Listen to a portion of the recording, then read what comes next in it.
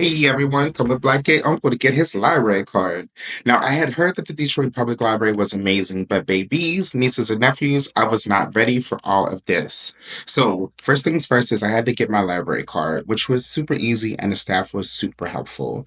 Then I had to go off and explore this Italian Renaissance architecture, which is just. There's really no words. You have to see it. Later on, the wings in the 60s were added by the architect's son. Come on, like father, like son. So after you head into the main hallway, I really enjoyed this quote by Andrew Carnegie. Come on, Pittsburgh. And this quote really rings true. I also enjoyed this map that showed you where all the local branches are, so I know where to drop my books off. Now, the periodical room was so mid-century modern, and I also really loved this pun here. Celebrate freedom, read what you want. I also found out about the Michigan Chronicle, a black newspaper, so of course I had to go up and sign up for that newsletter. I saw my girl Michelle Yo on the magazine cover, and I had to read this quote to y'all. My dad always said to me, I wish you enough, she continues. When I was young, I would say no. I don't want to have enough. I want more. Now I understand. It's learning to be content.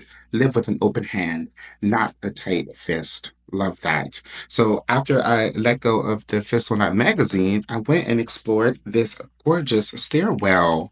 Come on now, just up the stairwell. What's upstairs waiting just for me?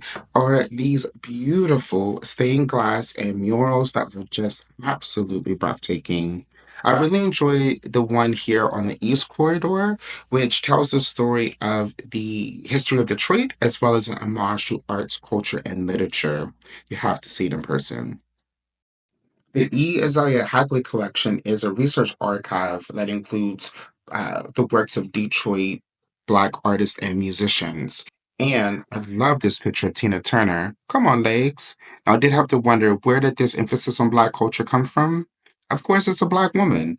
Marjorie Bradford was the first Black librarian hired by the library in 1937. She was instrumental in the library applying more funds for Black literature, as well as getting Clara Stanton Jones hired. She was the first Black kid librarian and later became the first Black president of the American Library Association. Come on, history. I just had to include this photo shoot of the Detroit Institute of Arts across the street. I will be visiting there next, as well as I had to spend some time in the music room. There was an experimental artist there playing, and I really was impressed by the vinyl archive and the card catalog. I did have to add some books to my reading list, including this biography about Anna Mae Wong, the first Asian American Hollywood star, and this coffee book of Ruth E. Carter's work. We'll be back to check that out. And I added some events to my calendar already. Going to go to this Daniel Black book launch of Isaac's Song, which tells the story of a Black gay man coming of age in the 1980s. Catch me at the library then.